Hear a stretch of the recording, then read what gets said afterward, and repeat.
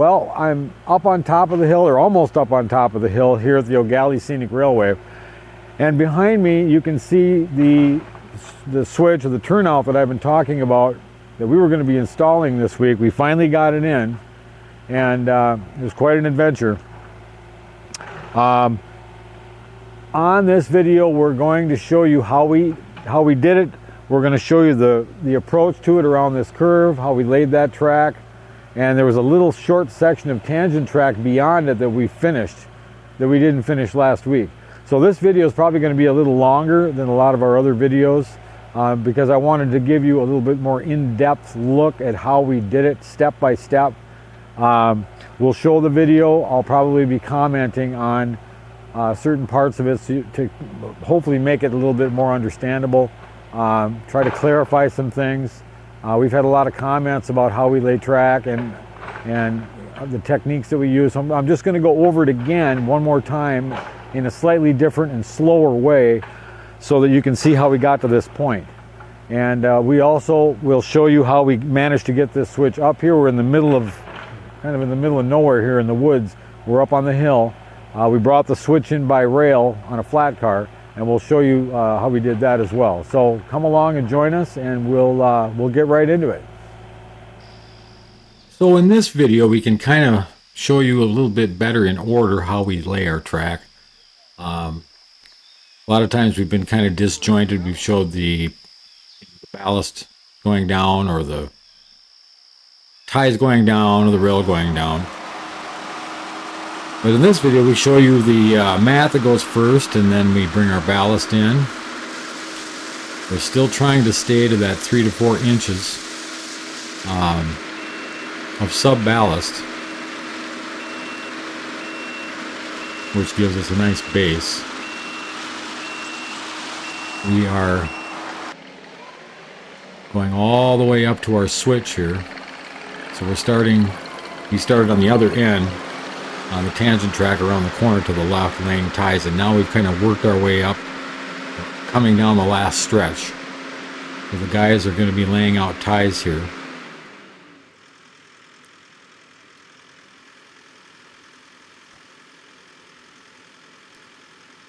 You've got one guy on each side lifting, one guy spacing them out, and obviously the skid loader operator bringing the ties up and then backing up. It goes pretty fast, especially when you have nice flat ballast to work with.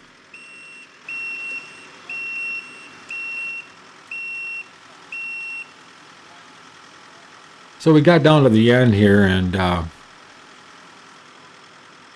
Todd spotted a mouse and decided to have some fun with Justin and play a little hot potato with the mouse. Justin was not happy. But in the end, it worked out good after Todd got attacked by the same mouse.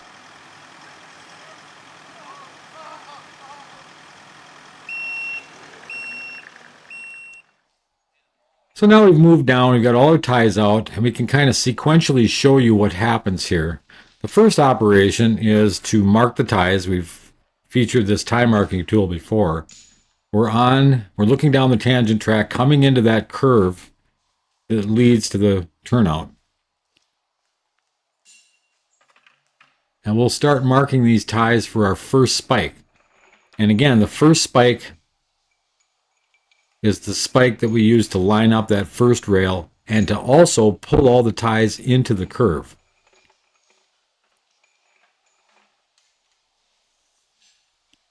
So the tool marks the center of the tie first. Then you move the tool over to mark the spot on the inside of the curve where that first spike goes. And ahead of Justin marking the ties, we've got spikes being laid out ahead of time. So there's the center mark. Then you move the tool over to the next two marks, which shows you the distance to our first spike. And then immediately after that, the hole is drilled for that spike. and we just move our way down around the curve.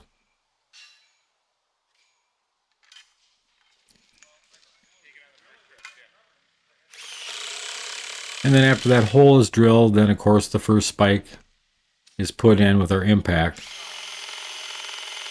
We've since switched to 3/4 inch impact drivers, which seem to be working out a lot better. They don't overheat. We haven't had any broken ones yet since we made the switch, so they work out real nice.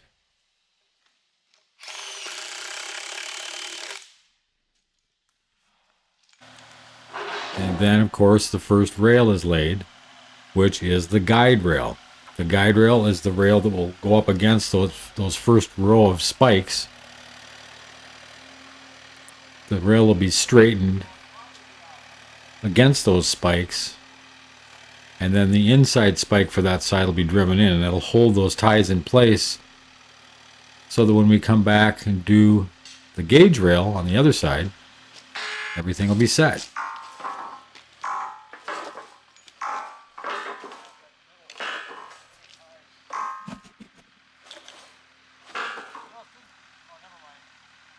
So here we're pulling that rail into place and kind of getting it lined up. Now it doesn't have to be perfect at this point. All it has to do is line that, the rail that we just laid down has to line up with the rail we just laid. Good enough so that we can get the joint started. And once we get that joint started, we will be able to maneuver that rail in and out and straighten it out. Now on this particular day, like I said, we started with a tangent section, or in other words, a straight section of track. We laid the guide rail, which you can see here we're putting in a joint. Once we got, I think it was 4 pieces of guide rail in place, which included this straight stretch and all the way around the curve to where the switch starts. You'll see that coming up here. We're able to poke that rail from both sides or pull it, and then we know that it's, you know, lined up good enough to put the second rail in. If you put the second rail in as you go, you know, one side, then the other side, then switch back and forth, the problem with that is you can never correct your rail because it's locked in place once it's spiked. This way, if you just do one rail at a time, you can maneuver it, you can change it, you can, especially on the curve, you can maneuver that back and forth until you've got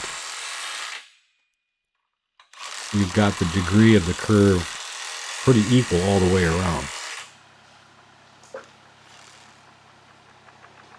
So here we're bringing up another guide, excuse me, another guide rail.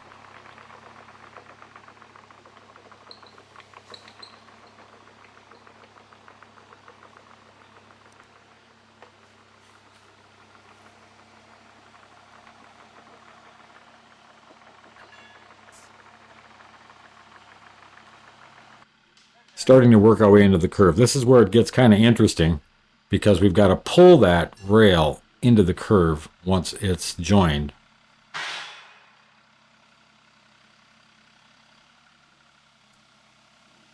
So we'll get it as close as we can to where it's going to be with the excavator and drop it off.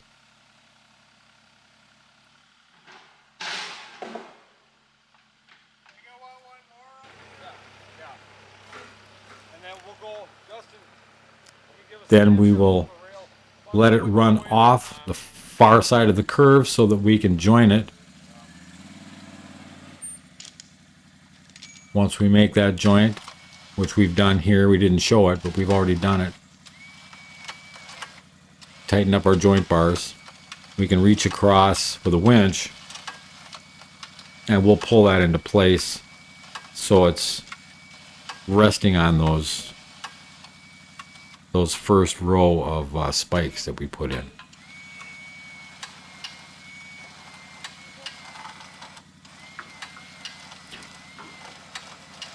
When we laid this rail out, we accidentally ended up getting the winch hook stuck on underneath the tie, so we had to redo it, but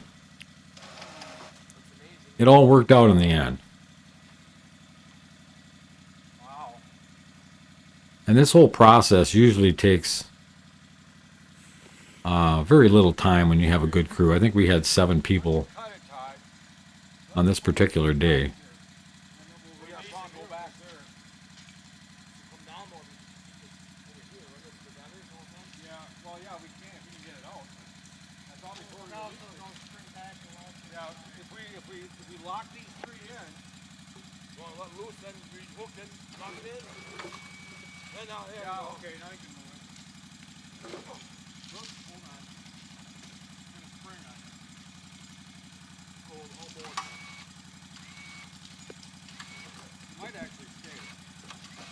Yeah, so we were able to move that hook over between the 2 ties and the area between the ties called the crib. Ran it up the crib. It was a little hard to gauge it at first because we were coming in at an angle, but we finally figured it out. And we simply pull it into the curve. We only pull about half the rail at a time. We spike the first half, and then we finish pulling the second half. These are 40-foot sticks of rail, so it's a lot better to take your time.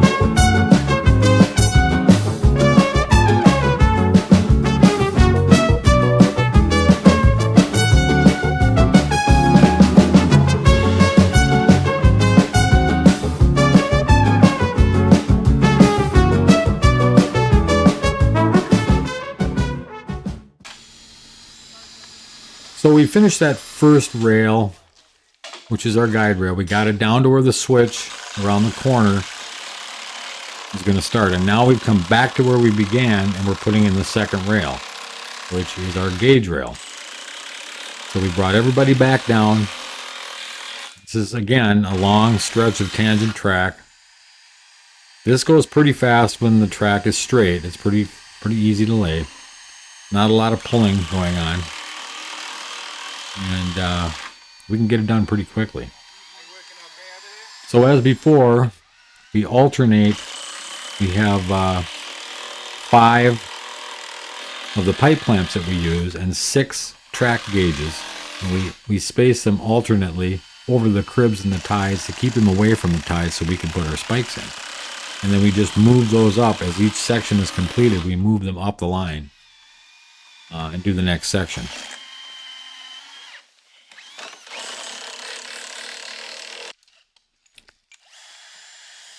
So here we've moved up and are doing another section, working our way up toward that corner.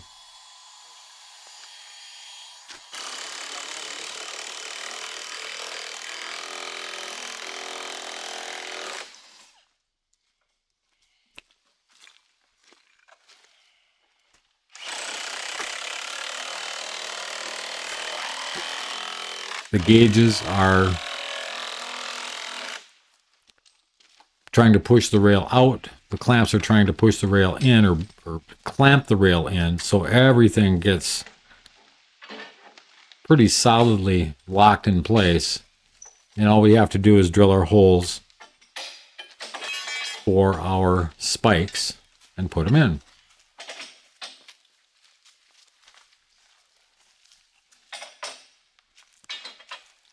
you'll notice that when we do the spikes, we have a certain pattern that we use. We're alternating the holes so that the ties don't crack or don't have as big a tendency to crack, hopefully making them last longer.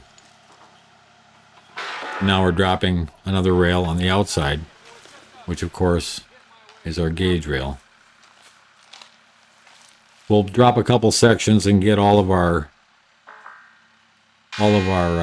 joints made, and then we'll start spacing them out.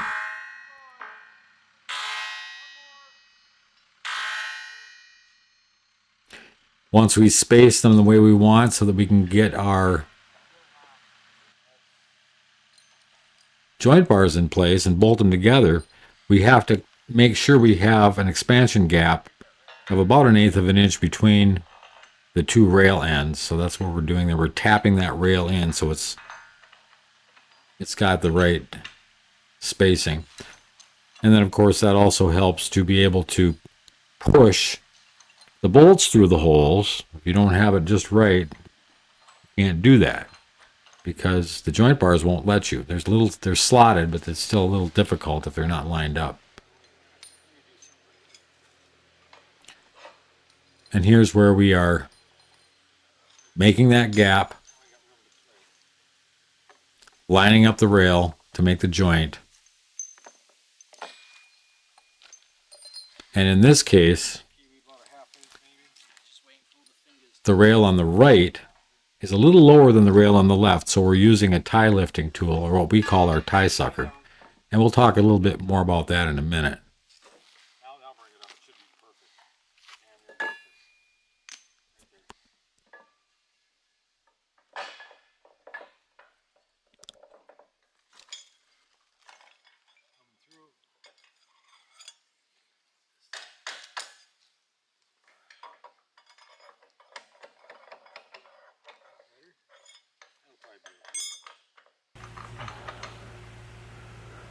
So lately we've been going through a lot of the tools that we made for the railroad to help us construct the railroad and maintain it.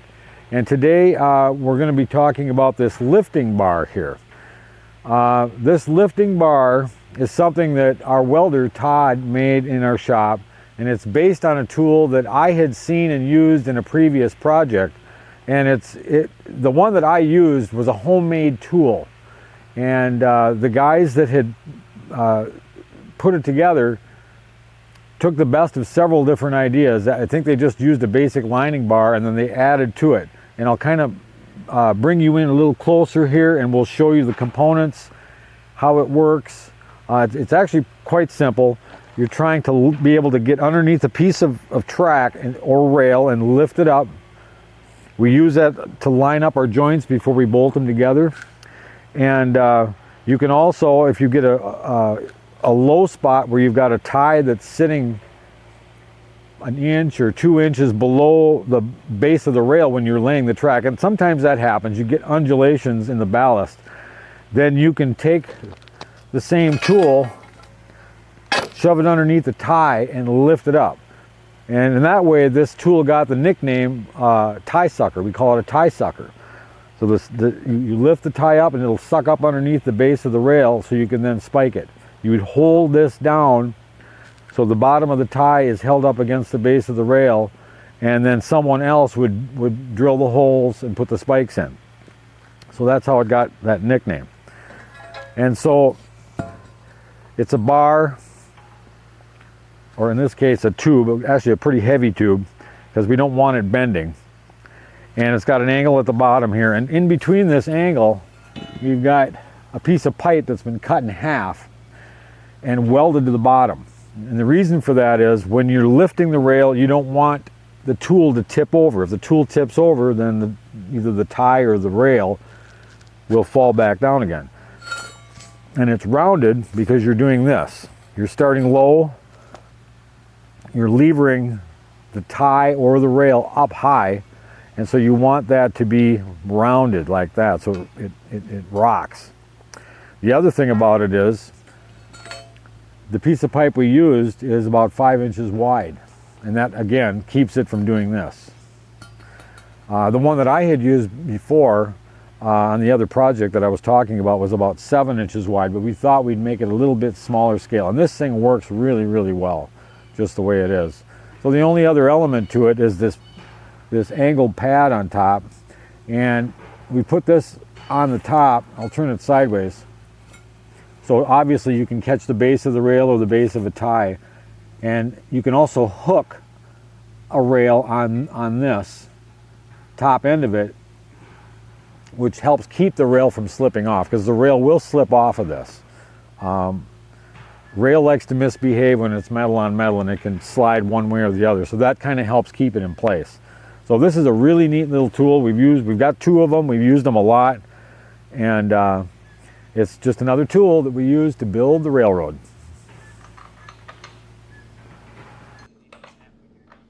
So that was a little briefing on the tie sucker, one of our favorite tools. So now we're using that to level off this joint that we're trying to finish here. Get that connected and then pull the rail over and get our gauges in there and finish that off.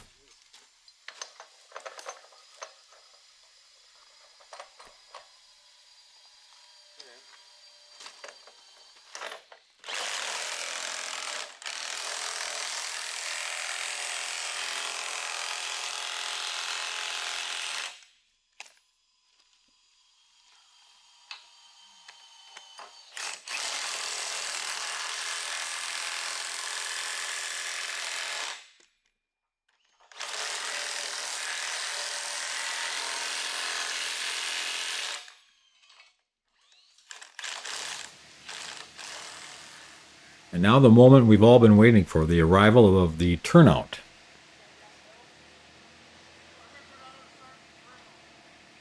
We got it on a flat car. We drove the flat car to the very end of the track, pick it up with a skid loader, and very carefully put it in place.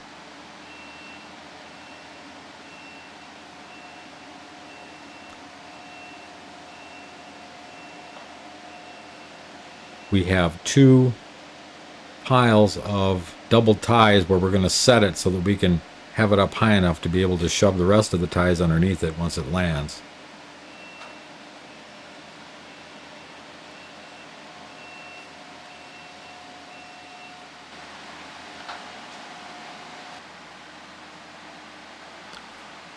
These are prefabricated, portable, as they call them, turnouts. Wonderful, wonderful way to do this. These turnouts are very popular with mines because they can be moved from one mine to another without a lot of disassembly or reassembly. You basically plop it in place and join it to your rail and you're ready to go. Switch stand is already set up, ready to go. We've never had really any problems with these. Really nice.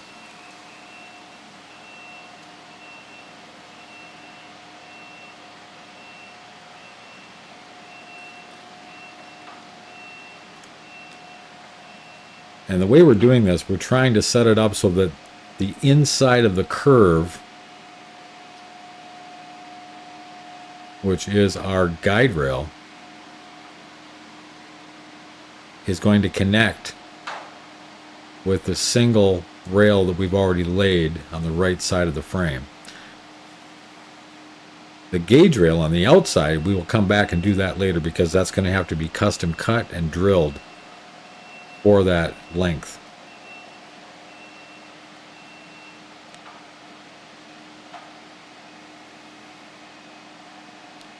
Right now we're trying to line that up.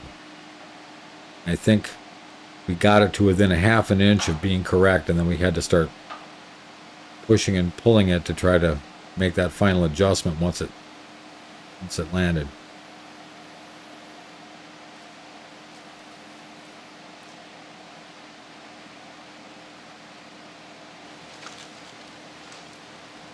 So now we've got it on the ground. It's on, or not on the ground, but it's on the double tie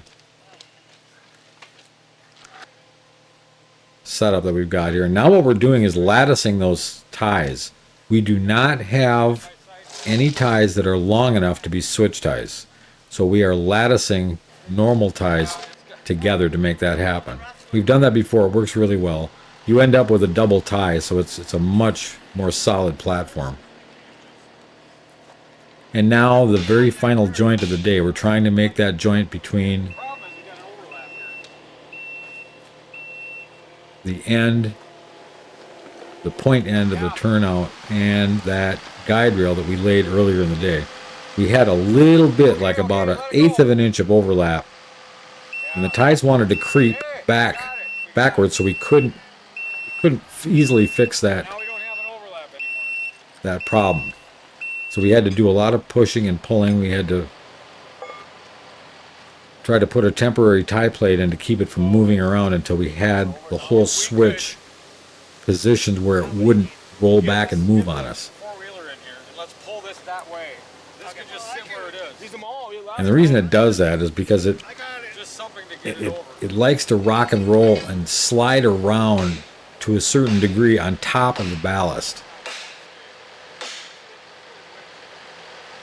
Not a lot, but just enough to cause a headache.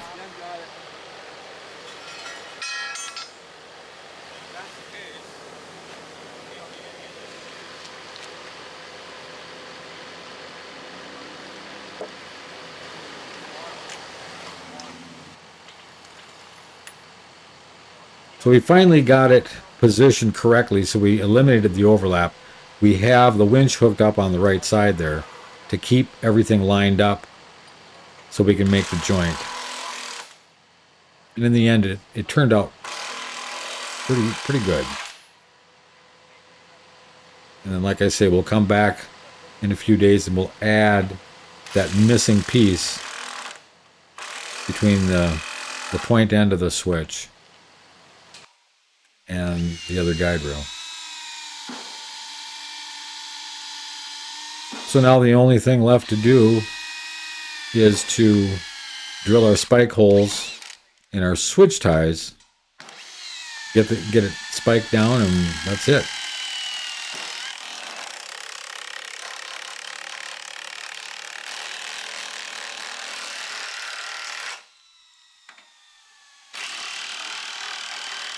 So it was a great day on the railroad. We got a lot done. I think we were probably on the job for about 7 hours altogether. And with our crew of 7 people, we managed to get quite a bit of track down. And we'll be following up with that missing piece you can see in the distance. When we lay that in there, we'll show you how we do that.